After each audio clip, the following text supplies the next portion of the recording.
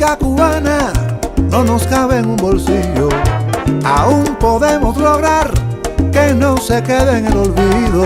Muchos ya la han criticado y otros la han abandonado, pero si oyen un tumbao no se pueden quedar sentados. Unamos nuestras voces, cantemos todos una sola voz.